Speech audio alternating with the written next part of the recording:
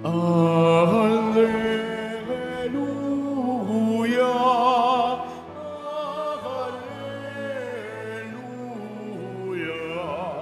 Alleluia, Alleluia.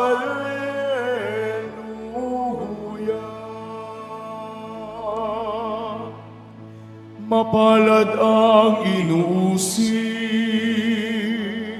sa gawang puspos ng bait, pagkat may kakamting langit. Alleluia,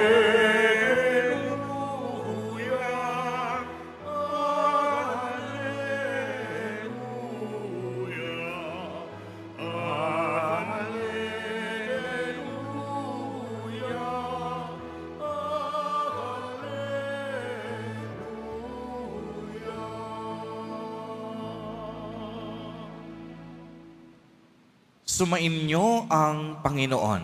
At sumayo rin. Ang mabuting balita ng Panginoon ayon kay San Marcos. Papuri sa iyo, Panginoon. Noong panahong iyon, si Herodes ang nagpahuli, nagpagapos at nagpabilanggo kay Juan dahil kay Herodias. Ang babaeng ito'y asawa ni Felipe na kapatid ni Herodes, ngunit kinakasama niya. Laging sinasabi sa kanya ni Juan, "Hindi matuwid na kunin ninyo ang asawa ng inyong kapatid." Kaya't si Herodias ay nagkimkim ng galit kay Juan. Hinangad niyang ipapatay ito, ngunit hindi niya magawa sapagkat natatakot si Herodes kay Juan. Alam niyang ito'y taong matuwid at banal, kaya't ipinagsasanggalang niya. Gustong-gusto niyang makinig kay Juan, bagamat labis siyang nababagabag sa mga sinasabi nito. Sa wakas ay nagkaroon ng pagkakataon si Herodias ng anyayahan ni Herodes sa kaniyang kaarawan ang kaniyang mga kagawad, mga pinuno ng hukbo at mga pangunahing mamamayan ng Galilea. Pumasok ang anak na babae ni Herodias at nagsayaw. Labis na nasiyahan si Herodes at ang mga panauhin, kaya't sinabi ng hari sa dalaga, "Hingin mo sa akin ang anumang ibig mo at ibibigay ko sa iyo." At naisumpa pa niyang ibibigay kahit ang kalahati ng kaniyang kaharian kung ito ang hihilingin. Lumabas ang dalaga at tinanong ang kaniyang ina, "Ano ang kahilingan ko?" "Ang ulo ni Juan Bautista," sagot ng ina. Dali-daling nagbalik ang dalaga sa kinaroroonan ng hari. "Ang ibig ko po'y ibigay ninyo sa akin ngayon din, sa isang pinggan, ang ulo ni Juan Bautista," sabi niya. Labis na nalungkot ang hari, ngunit dahil sa kaniyang sumpa na narinig sa kaniyang mga panauhin, hindi niya matanggihan ang dalaga. Kaagad niyang inutos sa isang bantay na dalhin sa kanya ang ulo ni Juan. Sumunod ang bantay at pinugutan si Juan sa bilangguan. Inilagay ang ulo sa isang pinggan at ibinigay sa dalaga. Ibinigay naman iyon ng dalaga sa kaniyang ina. Nang mabalitaan ito ng mga alagad ni Juan, kinuha nila ang kaniyang bangkay at inilibing. Ang mabuting balita ng Panginoon. Pinupuri ka namin, Panginoong Hesukristo. Magsiupo muna po ang lahat. Magandang gabi po sa inyong lahat, mga kapatid kay Kristo. Sa lahat po ng ating mga taga-subaybay sa iba't ibang online platforms at sa lahat ng ating mga kadiboto sa iba't ibang panig ng Pilipinas at maging sa buong mundo kung saan tayo ay naaabot ngayon ng ating live streaming. Mapayapang gabi din po sa inyong lahat. Purihin at dakilain natin ang ating Panginoon, ang mahal na poong Jesus Nazareno. Mga kapatid kay Kristo at mga kadiboto, malugod po namin kayong tinatanggap sa Basilica Minor at Pambansang Dambana ni Jesus Nazareno. Sa araw na ito ay ating ipinagdiriwang at ginugunita ang pagpapakasakit ni San Juan Bautista. Ano nga ba ang tunay na kahulugan ng salitang tagumpay? Masasabi bang kapag ang isang tao ay nakapagtapos ng pag-aaral, nakamit na niya ang tunay na tagumpay ng buhay? Masasabi bang ang isang nagtatrabaho na nakabili ng sasakyan, bahay at lupa ay tunay ng matagumpay? Masasabi bang ang isang tao na nakapunta sa iba't ibang lugar sa Pilipinas at maging sa iba't ibang bahagi ng mundo ay masasabing matagumpay na?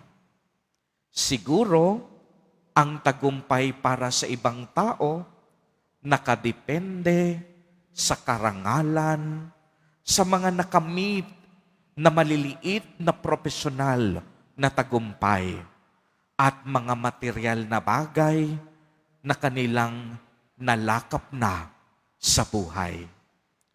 Pero para kay San Juan Bautista, iba ang ibig sabihin sa kanya ng tagumpay, sapagkat para sa kanya, ang tunay na tagumpay ay ang pag-aalay ng sariling buhay para sa Panginoon. Si Juan Bautista, mababa ang kalooban. Si Juan Bautista, walang yabang sa katawan. Bagamat ipinaghanda niya ang daraanan ng Panginoon, ang mga tao ang akala siya na ang Mesiyas. Pero si Juan Bautista, totoong-totoo sa kaniyang sarili. Ano ang sabi niya? Hindi ako ang Mesiyas. Inihahanda ko ang daraanan niya. At tunay ngang, bagamat marami ng tao ang kinikilalang siya na ang pinangako ng Diyos na darating na Mesiyas, matatag at matapang na sinabi ni Juan Bautista ang katotohanan na siya ay tagapaghanda lamang ng Panginoon. At tingnan ninyo, napaka-humble ni San Juan Bautista. Anong sabi niya? Ni hindi nga ako karapat-dapat magtanggal ng kaniyang sandalyas. Anong ibig sabihin nito? Si Juan Bautista, walang yabang sa katawan. Si Juan Bautista, hindi ang mga papuri ng tao ang bumubuhay sa kanya, kung hindi ang pagsasabi niya ng katotohanan upang ipalaganap ang mabuting balita ng Panginoon. Kaya anong kinahinatnan ni Juan Bautista?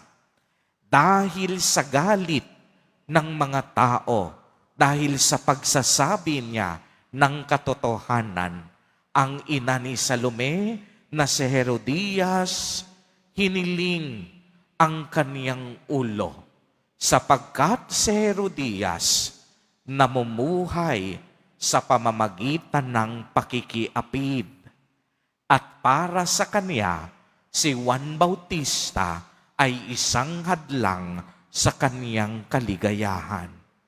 Kaya ang hiniling niya, ang buhay ni Juan Bautista.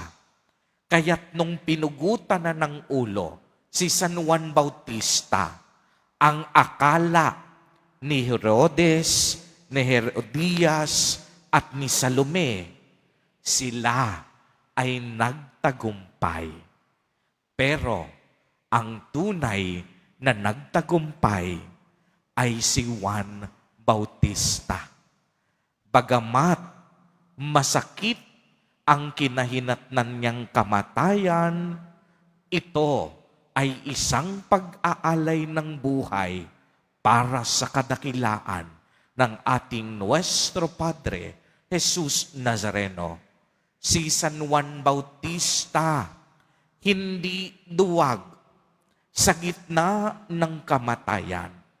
Si Juan Bautista, nagmamahal sa katotohanan. Ano ang ibig sabihin nito, mga kapatid kay Kristo? Ang tunay na tagumpay nakadepende sa pag-aalay ng ating sarili para sa Panginoon. Kaya ang magandang katanungan, sa maraming pagkakataon na tayo ay naduduwag upang ipaglaban ang mabuting balita, inaanyayahan tayo ni San Juan Bautista na maging matapang para sa Panginoon. Dahil ang kaniyang pagiging matapang ang siya nating ginagawang inspirasyon sa kasalukuyan. Kaya nga si San Juan Bautista, patron ng ating parokya. Si San Juan Bautista, naghanda ng daraanan ng Panginoon. Si San Juan Bautista, hindi nagmalaki. Kababaang loob ang kaniyang ipinadama sa mga tao. Mga kapatid kay Kristo, sa mundo natin na punong-puno minsan ng maraming pagkukunwari, sa mundo natin na minsan lumulubog na ang katotohanan at nasisilaw tayo sa alok ng salapi at karangyaan. Pinapaalalahanan tayo ni San Juan Bautista na kaya nating magtagumpay sa gitna ng kaningningan ng karangyaan at tagumpay. Ipinapaalala sa atin ni San Juan Bautista na hindi material na bagay ang makakapagbigay ng tunay na kasiyahan sa ating buhay. Malibang ialay natin ang ating sarili para sa Diyos. Mga kapatid kay Kristo, huwag tayong maging duwag. Maging matapang tayo sa pagbabahagi ng mabuting balita. Mga kapatid kay Kristo, maging mapagmahal din tayo sa katotohanan. Bakit? Sapagkat pinakilala ni Jesus Nazareno na siya ang katotohanan. Anong sinabi niya? Ako ang buhay, ang daan at ang katotohanan. Kaya anumang bagay na laban sa katotohanan ay laban sa Diyos. Mga kapatid kay Kristo, huwag tayong maduwag at mahalin natin ang katotohanan. Pag minahal natin ang katotohanan, minamahal natin ang ating Nuestro Padre, Jesus Nazareno. Amen. Purihin at dakilain natin ang ating Panginoon, ang mahal na poong Jesus Nazareno.